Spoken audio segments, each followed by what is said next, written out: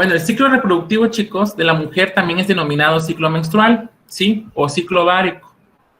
Este ciclo se caracteriza por ciertos patrones que se llevan a cabo. Estos patrones realizan o permiten la secreción hormonal, ¿sí?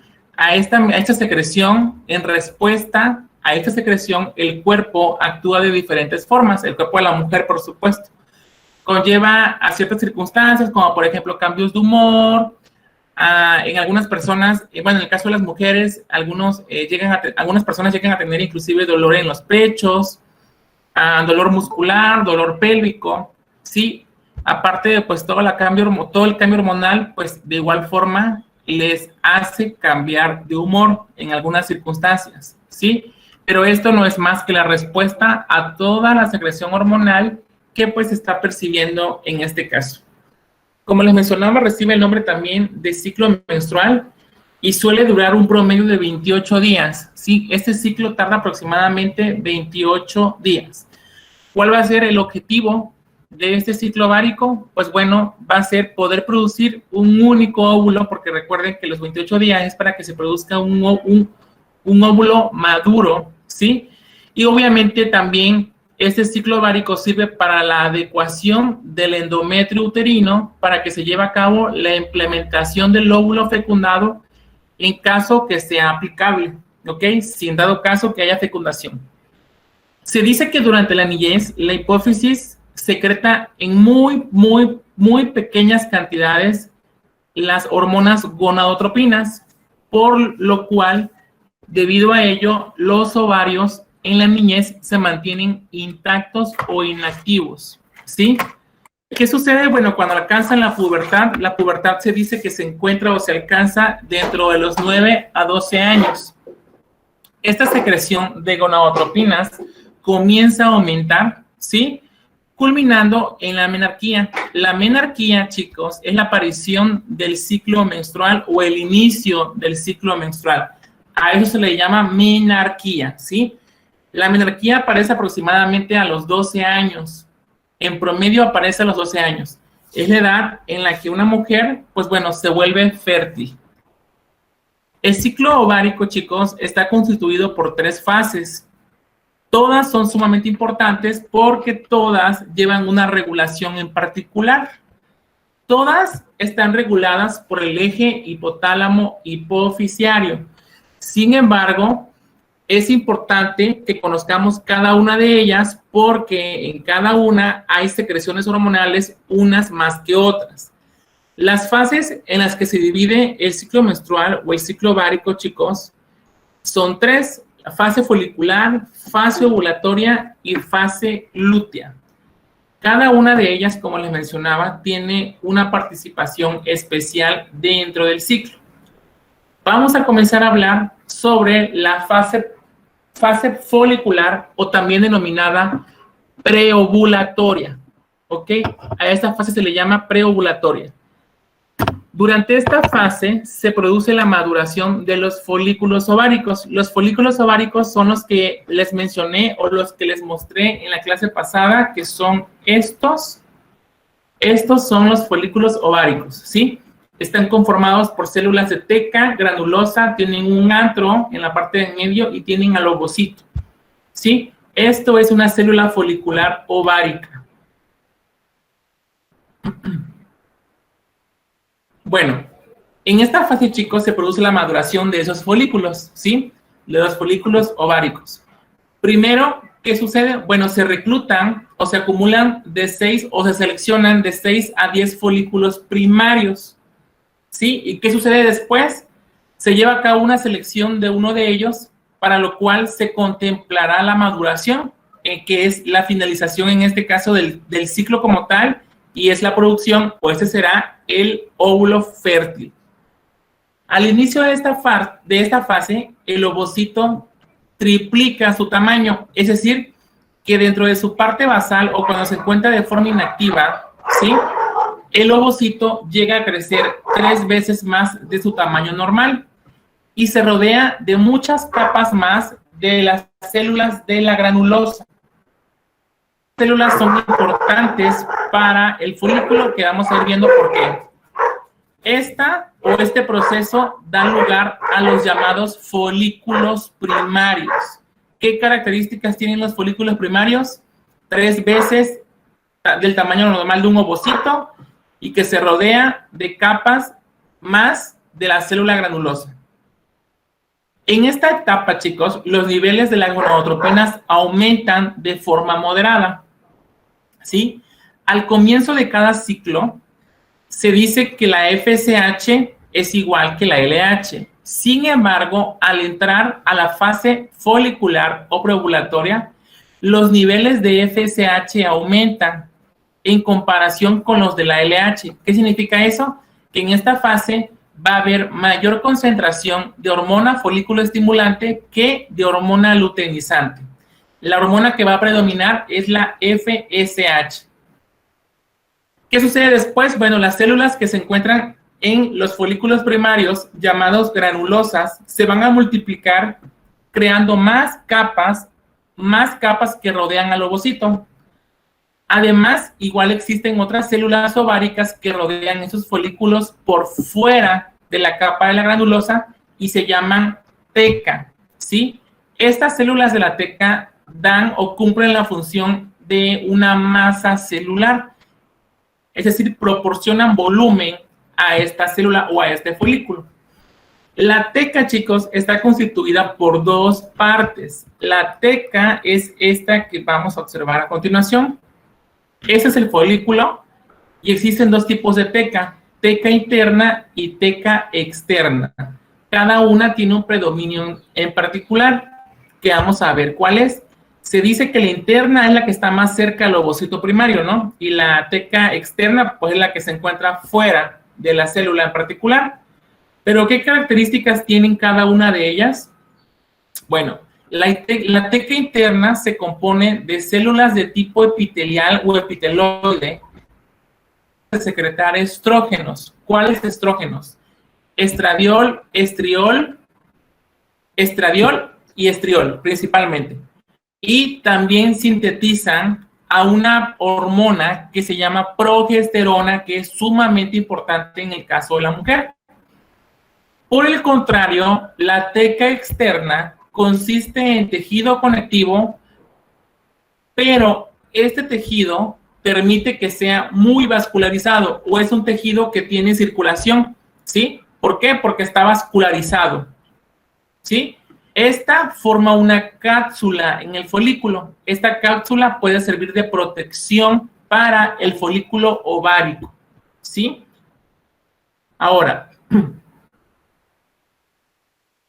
las células que se encuentran en la granulosa o denominadas células de la granulosa van a secretar grandes cantidades de estrógenos. ¿Cuáles estrógenos? Principalmente el estradiol. Estos estrógenos van a formar un líquido folicular, ¿sí? Donde este líquido va a originar al antro. El antro se encuentra antes del ovocito. En esta imagen se ve mejor. En esta. La parte blanca vendría siendo el antro folicular. El antro folicular es rico en estrógenos, principalmente estradiol, ¿sí? Ahora, se dice que cuando este ciclo llega a la mitad, ¿sí? O llegamos a la mitad de la fase folicular, comienza la selección de los folículos, porque mencionamos que se seleccionan de 6 a 10, pero solo uno va a cumplir las funciones de llegar a un óvulo fértil, ¿sí? Bueno, una vez que se comienza la selección de uno de los folículos y la atresia o involución del resto, ¿qué significa? Que estos ya no me van a servir. Se cree que la elección ocurre de la siguiente forma. ¿Cómo ocurre esa selección, chicos? ¿Cómo ocurre la selección de aquel folículo que va a servir para que pueda convertirse en un óvulo? Existir un aumento de estradiol, ¿ok? Que va a inhibir la secreción de la hormona folículo estimulante en la hipófisis, ¿ok? Esto es una regla para que se lleve a cabo el proceso de selección que queremos que obviamente se lleve para poder seleccionar, en este caso, al folículo que va a convertirse en un folículo fértil o a un óvulo. Para ello necesitamos grandes cantidades de estradiol, por supuesto. Vimos que en este caso el antro es rico en estradiol, ¿sí? Y pues bueno, ahí va a tener todos los requerimientos necesarios para que se puedan llevar a cabo pues este proceso. El estradiol va a inhibir a la hormona folículo estimulante, es decir, que va a servir como una retroalimentación negativa inhibitoria para que se lleve a cabo este proceso. ¿Sí? ¿Ok? Entonces, ¿qué sucede cuando disminuye el estímulo? Bueno, el estímulo al disminuir el estímulo solo se continuará el crecimiento de aquel folículo que se rodee más sensible que el resto. Los demás no van a madurar y por obvio no van a llegar a terminar el ciclo. ¿Ok? El único folículo que llega a alcanzar un tamaño de 1 a 15 centímetros en el momento de la evolución se llama folículo maduro. ¿Ok? Hasta aquí todavía no tenemos al óvulo fértil. Esto es lo que compete a la fase folicular. Sí, está bien, gracias María Fernanda. Gracias. Ahora, una vez que se cumplió todo eso y que llegamos al folículo maduro, ¿qué va a suceder? Bueno, en automático se cumple la fase ovulatoria. La fase ovulatoria es la fase del sándwich o la segunda fase del ciclo. ¿Cuándo ocurre la fase ovulatoria? Bueno, la fase ovulatoria va a ocurrir hacia la mitad del ciclo, aproximadamente en el día 14 de ovulación. Unos días antes de que se lleve a cabo la fase ovulatoria, ¿sí? O unos días antes que se lleve a cabo, antes de la evolución, por efecto de los estrógenos del propio ovario, es decir, que son secretados por el propio ovario, se va a producir un aumento brusco de la hormona luteinizante. Vimos que en la fase anterior, en la folicular, la hormona que predomina es la FSH. En la fase ovulatoria es la LH, ¿sí? Porque hay concentraciones elevadas de esta hormona. ¿Cuánto se va a elevar? Se eleva aproximadamente de 6 a 10 veces del valor que teníamos en la fase folicular. Esta elevación o pico se denomina pico de LH, es totalmente necesaria para que se lleve a cabo la ovulación. Este pico, chicos, no es para siempre, dura aproximadamente 48 horas, ¿sí? 48 horas. Ahora, la FSH también experimenta un aumento por efecto sinérgico, al igual que la LH, pero no es tan alta como la hormona luteinizante, ¿sí? Pero, ¿qué sucede? Bueno, la FSH permite que el folículo se hinche, ¿ok? Que el folículo que tenemos se llegue a hinchar y este crece rápidamente poco antes de la ovulación. El pico de la hormona luteinizante, además de producir el proceso ovulatorio, también actúa sobre la teca y la granulosa para que estas células comiencen a secretar progesterona. En la fase folicular hay progesterona, en la fase ovulatoria también hay progesterona, ¿sí? La progesterona servirá para preparar el sistema reproductor para la gestación. Recuerden que la progesterona sirve para que se pueda implantar el óvulo fecundado en la posición correcta. Si no hay concentraciones adecuadas de progesterona, el óvulo, ¿qué va a suceder? Pues no se va a colocar en la posición correcta y como consecuencia simplemente pues no va a haber fecundación o no va a haber, en este caso, crecimiento celular, embarazo, como le quieran llamar. La ovulación o liberación, en este caso, de esta célula, del ovocito del folículo, ocurre de 10 a 12 horas tras el pico de la hormona luteinizante. Es decir, que después que ocurrió el pico de la hormona luteinizante, llega, en este caso, después a 12 horas, la liberación de ese folículo inmaduro. Perdón, el folículo maduro. El folículo maduro, una vez que se liberó por acción de unas enzimas que se denominan enzimas proteolíticas y otras que son denominadas prostaglandinas, se rompe y va a liberar el ovocito inmerso o contenido en líquido vesicular. Recuerden que ese líquido se encuentra en el antro, y está rodeado por una capa de células pequeñas derivadas de la granulosa, a la cual reciben el nombre de corona radiada. ¿Ok? Ahora, ¿qué sucede después? Una vez que ocurrió la fase lútea, ya está liberada en este caso. ¿Qué cosa se libera? Bueno, una vez que ya se liberó el folículo, llegamos a la fase lútea, ¿sí? Pero para eso necesitamos que haya una liberación, chicos, gracias a las células, perdón, gracias a las proteínas o enzimas denominadas proteolíticas o prostaglandinas. Para que se lleve a cabo la siguiente fase, necesitamos que en este caso el ovocito sea liberado. Si no, no se lleva a cabo. Por último, tenemos a la fase lútea.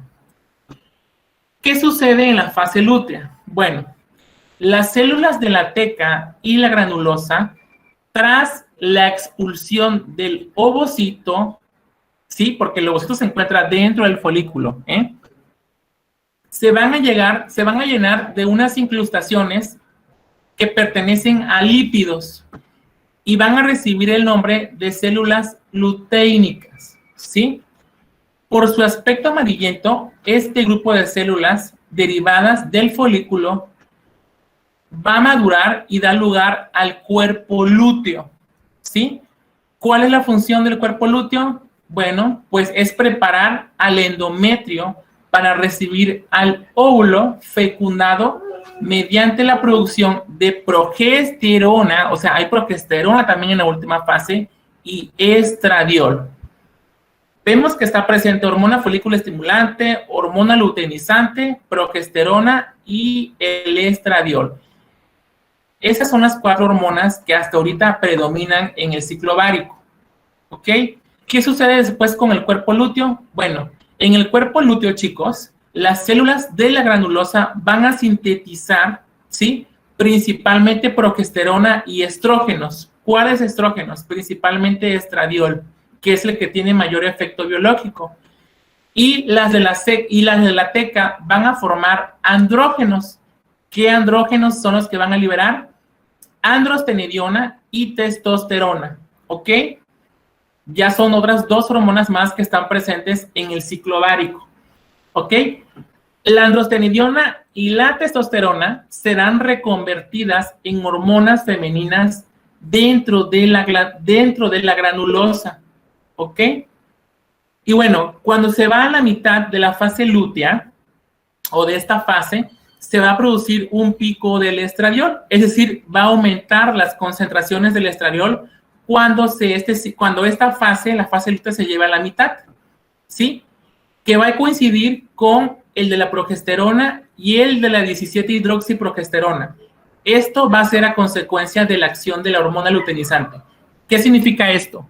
Que gracias a la acción de la hormona luteinizante, que la hormona luteinizante, recuerden que es una gonadotropina, se van a llevar a cabo el aumento, ¿sí?, del estradiol, progesterona y 17-hidroxiprogesterona. La 17-hidroxiprogesterona recibe también el nombre de 17-alfa-hidroxiprogesterona. Esta también es un andrógeno, ¿sí? Es un andrógeno y se encuentra presente en la fase ovulatoria o en el óvulo y también está presente en las glándulas suprarrenales.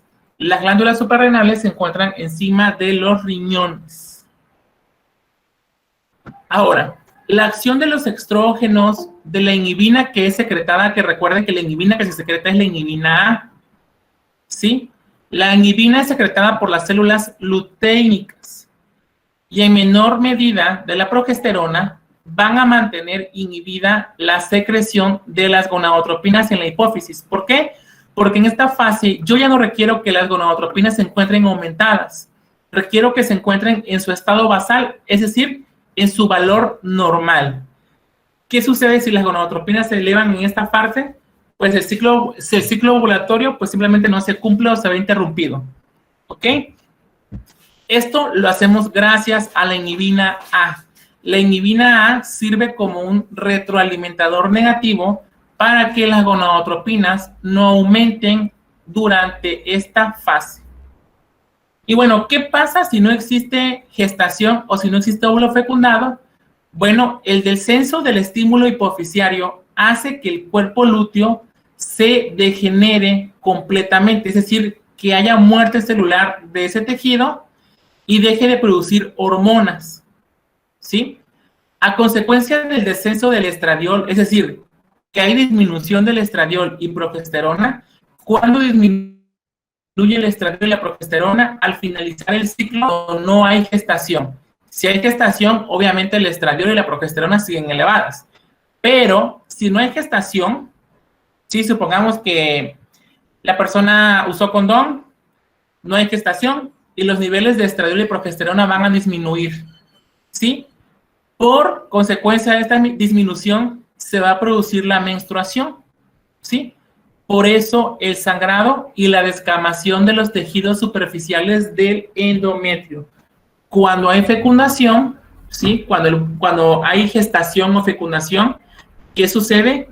No hay sangrado. ¿Por qué? Porque la progesterona y el estradiol se encuentran elevados. Requerimos los valores de estos estrógenos y de la progesterona, pues obviamente para que el óvulo que fue fecundado se sitúe en la posición correcta y se lleven a cabo todas las respuestas hormonales requeridas durante el embarazo. Pero si no es así, pues por consiguiente, simplemente hay sangrado y disminuyen el estradiol y la progesterona. El sangrado, perdón, es por la consecuencia de la disminución del estradiol y la progesterona. Y obviamente todos los tejidos que se formaron, pues se eliminan a través de este conducto mediante la menstruación. Porque a fin de cuentas la menstruación sirve para poder eliminar cierto tipo celular, ¿sí? Que se encuentran en el endometrio. Porque recuerden que una de las cuestiones de la fase lútea es, pues en este caso, poder preparar al endometrio para posicionar al óvulo. Pero si no hay óvulo, pues no tiene caso que se prepare y se lleva a cabo una descamación de esa zona, que obviamente esas células caen al momento de que hay sangrado. Ahora, ¿qué sucede en el caso de los ovarios poliquísticos? Antes de esto, pues quiero hacer referencia que obviamente si no se lleva a cabo todo este proceso que mencionamos anteriormente, que realmente es un proceso complejo, difícil y demás, conlleva muchos procesos, o sea, ahorita les mencioné algunos, pero sin embargo hay muchos más, ¿sí? Hay muchas reacciones inclusive que se llevan a cabo en el ovario. Sin embargo, solo les mencioné lo más importante o lo que deben de saber ustedes, por lo menos en esta etapa, de lo que se lleva a cabo en el ciclo menstrual. Ahora, si no se lleva a cabo ninguna de las etapas o no hay una regulación hormonal en cada una de las etapas, pues simplemente no se cumple el proceso, ¿ok? No se cumple y se interrumpe. Y eso conlleva a muchos problemas, como por ejemplo el ovario poliquístico. ¿Qué es el ovario poliquístico? Bueno, el ovario poliquístico, chicos, va a ser una de las consecuencias, obviamente, de los desórdenes hormonales, por así decirlo, y es una de las causas más comunes de visita al ginecólogo, ¿sí? Es uno de los tipos hormonales más comunes en la mujer, sí, muy comunes, ¿sí? Que cursa con múltiples componentes reproductivos, metabólicos y cardiovasculares, y también acarrea diversas complicaciones para la salud, por supuesto. Se dice, o al menos la Organización Mundial de la Salud dice que este trastorno se considera el más frecuente en las mujeres de la edad reproductiva y afecta aproximadamente del 5 al 10% de la población aquí en nuestro país, en México, ¿sí? El ovario poliquístico, pues bueno, es la formación de poliquistes o de muchos quistes en alguno de los ovarios. El ovario normal es el que tienen a su izquierda y el ovario con quistes es el que tienen a su derecha. ¿Qué sucede con el ovario poliquístico o qué manifestaciones se encuentran presentes en el ovario poliquístico? Bueno, vamos a tener tres complicaciones muy particulares o tres manifestaciones muy particulares referente a ello. Uno de ellos,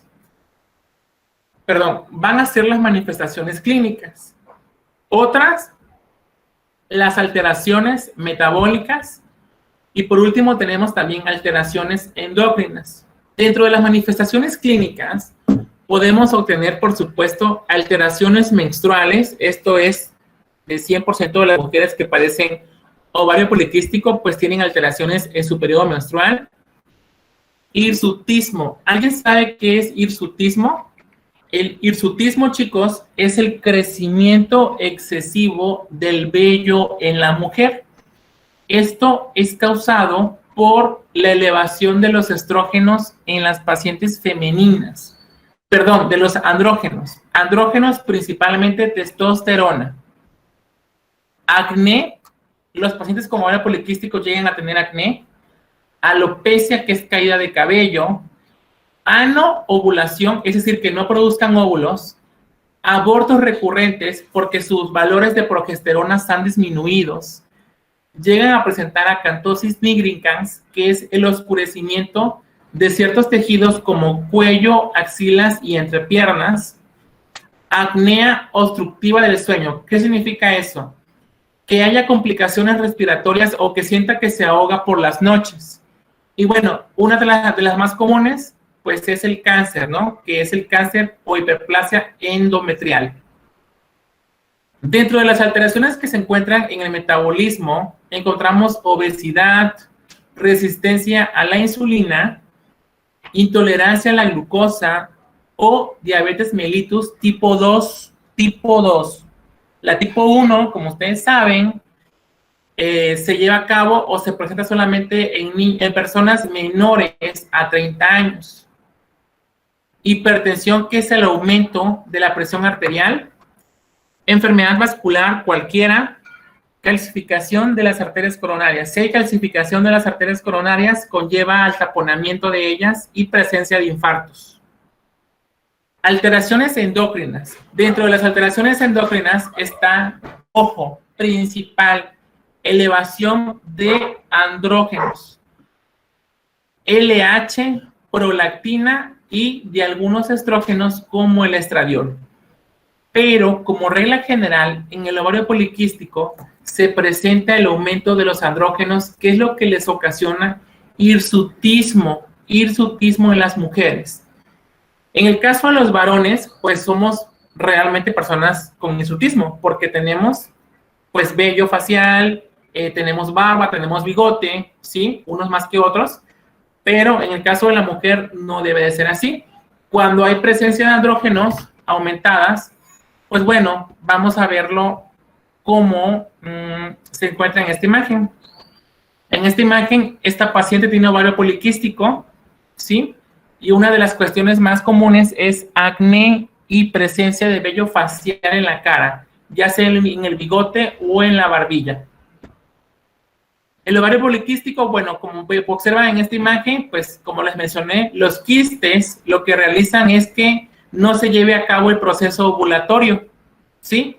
Si no se lleva a cabo el proceso ovulatorio, pues no se cumple la producción de hormonas necesarias para la ovulación o para la fertilidad en el caso de la mujer, y por consiguiente se lleva a cabo el aumento de los andrógenos.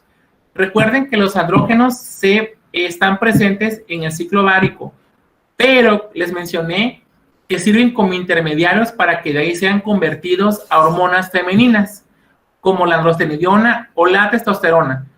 Pero cuando hay ovario poliquístico, pues como hay una obstrucción por los quistes del ovario, por consiguiente no se lleva a cabo el proceso, ¿sí? ¿Qué es lo que tenemos en esta parte? En esta imagen observamos un ovario normal, ¿sí? Y un ovario con ovario poliquístico. El ovario normal pues lleva a cabo todo el proceso ovulatorio, ¿sí? Hasta cumplir pues con el óvulo fértil, ciertamente. Tienen al ovario con síndrome de ovario poliquístico, que obviamente existen múltiples folículos inmaduros porque no se lleva a cabo el proceso ovulatorio. Los quistes inhiben, ¿sí? O ocupan el lugar donde se lleva a cabo la producción del óvulo maduro, por supuesto. Como son muchos los quistes que aparecen, no se lleva a cabo el proceso de ovulación y hay también desórdenes hormonales porque no se lleva a cabo el proceso ovulatorio. ¿Cuáles son otros hallazgos que vamos a encontrar en los pacientes que tienen ovario poliquístico? Bueno, van a haber aumento de la hormona luteinizante, ¿sí? La hormona luteinizante debe estar en concentraciones basales o reguladas por la hipófisis. En el caso del ovario poliquístico, la LH regularmente siempre se encuentra elevada. Hiperandrogenismo. El hiperandrogenismo es el aumento de los andrógenos, como cuáles: testosterona total o libre. La testosterona total es aquella que está unida a la fijadora de hormona sexual. Y la testosterona libre, pues, es la que no está unida a proteínas y es la que se encuentra lista para cumplir los efectos biológicos. Tenemos a la dehidroepiandrosterona sulfato, que es la DEA-SO4. Dehidroepiandrosterona sulfato también es un andrógeno, o a la androstenediona. Hay disminución de la globulina fijadora de hormona sexual, o SHBG, por sus siglas en inglés. Hay intolerancia de la glucosa o diabetes mellitus tipo 2. El perfil de lípidos de una mujer con ovarios poliquísticos se ve alterado. ¿Cuáles son las elevaciones que vamos a encontrar? Elevación del colesterol total, elevación del LDL colesterol, triglicéridos, y disminuye el colesterol bueno. Para realizar el diagnóstico del síndrome, de este síndrome, se han de descartar otras patologías siempre que sospechen de ovario poliquístico. Pensar en ovario poliquístico, deben de pensar en otras patologías, o pueden evaluarlas todas al mismo tiempo, ¿sí? Hay ciertos padecimientos que pueden llevar o presentar los mismos síntomas que los que les mencioné anteriormente, o los propios del ovario poliquístico. ¿Cuáles son otros, o cuáles serían esos trastornos hormonales que en su momento podrían ocasionar similitud en los síntomas? La hiperplasia adrenal congénita, el síndrome de Cushing, o aumento de prolactina o déficit de la hormona luteinizante. Estas patologías podrían causar en su momento también un desequilibrio hormonal en la paciente femenina y podría conllevar también, por supuesto, a efectos muy graves. Por ejemplo, en el caso del Cushing, este Cushing se inicia porque los pacientes consumen esteroides o se les aplica esteroides desde chiquitos. Es una enfermedad que se debe tratar a la brevedad porque involucra muchos esteroides, ¿sí? O hormonas esteroideas. La hiperplasia adrenal congénita es también, en este caso, la interrupción del ciclo de algunas hormonas como 17-alfa-hidroxiprogesterona, progesterona como tal, testosterona total, dehidroepiandrosterona. Esta está enfocada más a los andrógenos, pero también tiene algunas similitudes que comparten con el ovario poliquístico. Inclusive en la hiperplasia adrenal puede haber ambigüedad genital, es decir, que los niños nazcan con ambos órganos sexuales. Y bueno, ¿cuál es el tratamiento que se le da a estos pacientes? Bueno, el tratamiento para el ovario poliquístico debe perseguir o debe cumplir principalmente 5 características o 5 objetivos. El primero de ellos debe ser reducir los niveles circulantes de los andrógenos, como cuál, principalmente la testosterona, que es la causa de hirsutismo en las pacientes femeninas. Se debe reducir también los niveles de la síntesis de los andrógenos, ¿sí? Porque puedo inhibir o puedo disminuir los valores de andrógenos, pero una cosa es que yo disminuya los andrógenos en circulación y otra es que reduzca la síntesis. Son cosas muy diferentes. Si queremos tratar a una paciente con ovario poliquístico, yo les recomendaría que actuaran o que recomendaran, cuando lo puedan hacer, en reducir la síntesis de los andrógenos. Incrementar la unión hormonal a sus proteínas de transporte. ¿Por qué? Porque si hay muchas fracciones libres, las fracciones libres siempre están listas para cumplir sus efectos biológicos. Si hay demasiada hormona libre, va a haber demasiado efecto biológico en los tejidos diana o en las células efectoras. Para eso requiero que también se unan ciertos andrógenos a las proteínas de transporte para que sirvan en este caso de soporte o de reserva en circulación. Bloquear la acción de los andrógenos en los tejidos diana, es decir, que si hay andrógenos en circulación, podamos bloquear a través de un medicamento que no se lleve el efecto deseado, y sensibilizar la acción de la insulina. En los pacientes con ovario poliquístico, algunas pueden presentar aumento de insulina, ¿sí? Este aumento, pues, realmente es por el mismo síndrome. El hipotálamo, chicos, secreta, o en este caso regula también al páncreas, a la secreción de insulina, ¿sí? La insulina es una hormona y como pertenece al sistema endocrino, está regulada por la hipófisis, ¿ok? Entonces, cuando hay una irregularidad en el ciclo menstrual o una irregularidad en el problema ovárico o en el tejido ovárico, pues, ¿qué va a suceder? Va a afectar también a otros tejidos, como es el caso donde se produce la insulina. Esta puede ocasionar un déficit o un aumento, ¿sí?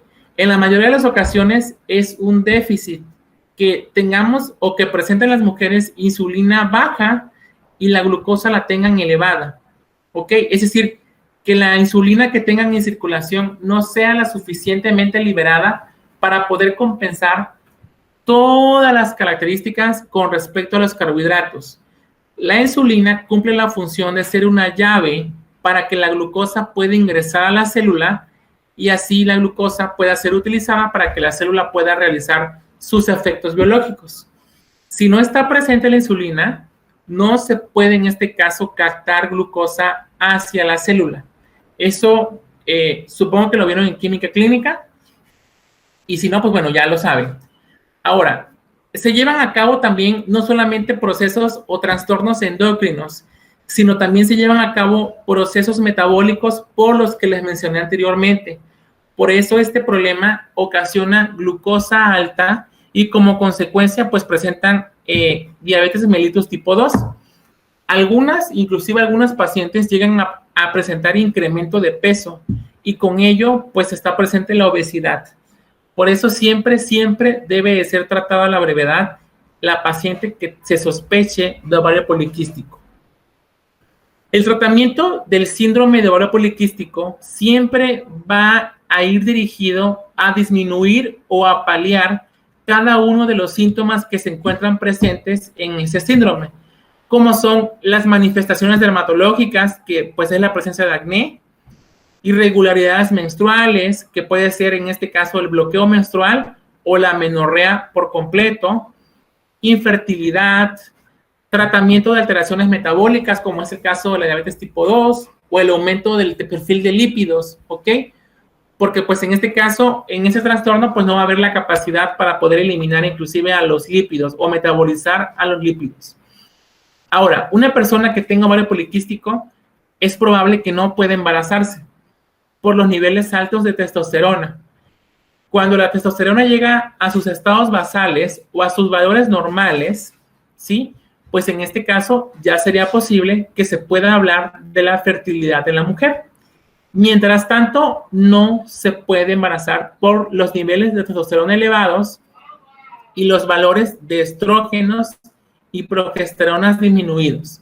Si estos dos últimos están disminuidos, por consiguiente, no hay posición o no se puede posicionar en este caso el óvulo fecundado tras, por supuesto, pues haber tenido relaciones sexuales, ¿no? Y eso es todo lo correspondiente a esta unidad, chicos. ¿Alguna duda? Maestro, disculpe, ¿hay alguna enfermedad que pida como uso de tratamiento esteroides? ¿Alguna enfermedad que ocupe tratamiento de esteroides? Sí. La hiperplasia suprarrenal congénita. La hiperplasia suprarrenal congénita es una enfermedad con la que se nace. ¿Cuál es la característica de esta o la peculiaridad de esta enfermedad? Bueno, que los pacientes pueden nacer con ambos genitales o, en su defecto, tengan el aumento de ciertas hormonas, que regularmente es la 17-alfa hidroxiprogesterona. Pero en esta enfermedad pues obviamente ya no es por ovario poliquístico, sino es porque ellos no nacen con un gen. Ese gen es de la familia de los citocromos. Los citocromos, chicos, intervienen en procesos metabólicos como en el desdoblamiento de las moléculas de los fármacos. Nos ayudan a desdoblar los medicamentos o las moléculas de los fármacos. Otra función muy importante es que nos ayudan a desintoxicar en el hígado. En el hígado regularmente se lleva a cabo un montón de reacciones. Particularmente, o hablando de forma endocrina, esos citocromos son importantes para que se lleve a cabo el ciclo de la esteroidogénesis. Este ciclo se lleva en la glándula suprarrenal. Estos pacientes tienen regularmente aldosterona, dehidroepiandrosterona, androstenidiona, o sea, los andrógenos elevados, pero por causa de que hay una interrupción en el ciclo. Y el tratamiento se basa en el consumo o en la aplicación de esteroides, pero se recomienda que sea desde la edad temprana. Cuando se diagnostica de forma tardía, pues inclusive puede conllevar a la pérdida de la vida humana. Hay muchos tipos de hiperplasia suprarrenal. Hay unos más graves que otros. La más grave es aquella que conlleva la pérdida de sal.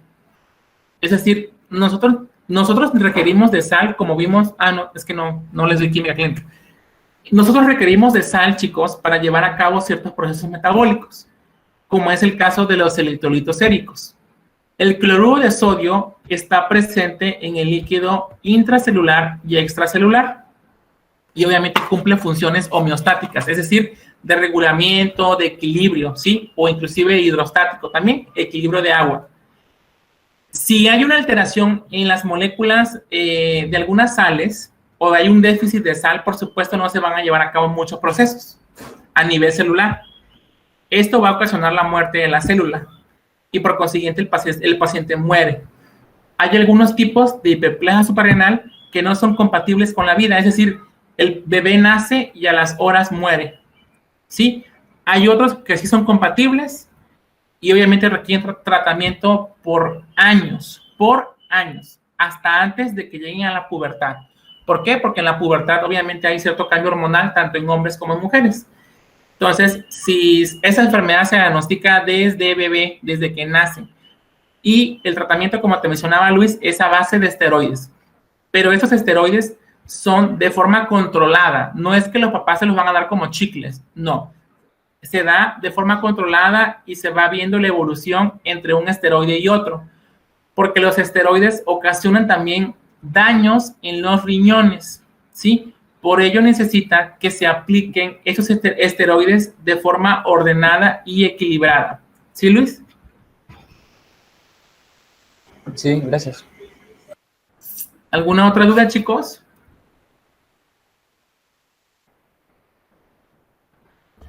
Bueno, les tengo una buena noticia. El ciclo ovárico no lo voy a evaluar en el examen, ¿ok? Solamente voy a evaluar las características de las hormonas, que son andrógenos, progesterona y estrógenos. Eso sí quiero que quede claro. El ciclo ovárico no lo voy a evaluar porque conllevaría a que los hiciera estudiar más de lo que ya están estudiando. Ahora, el día lunes tendría la última clase con ustedes, en la hora normal, por supuesto, y vamos a ver marcadores tumorales. Esto me voy a llevar solamente una clase porque realmente no son muchos los marcadores tumorales que utilizamos, al menos en nuestro país, y aquí en Tabasco, pues obviamente son menos, ¿no? Pero van a conocer algunas patologías que conllevan al uso correcto, pues, de estos marcadores tumorales, y yo pienso que me llevaría solamente las 2 horas. Ahora, pregunta, ¿para qué día quieren el examen?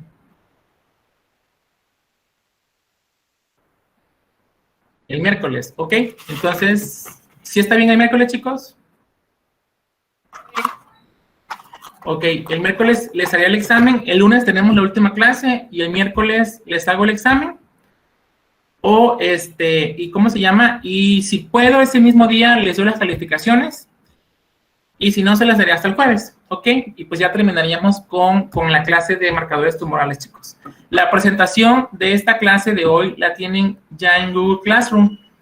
Si tienen alguna duda me la hacen saber el lunes y si no, pues ya lo estudian para el examen. Vuelvo a repetir, el ciclo ovárico no lo voy a evaluar en el examen, es decir, no voy a sacar ninguna pregunta del ciclo ovárico, solamente requiero que ciertas especificaciones con respecto a las gónadas femeninas y masculinas, qué se le da en cada una de ellas y demás, y el ovario poliquístico sí lo voy a evaluar, chicos.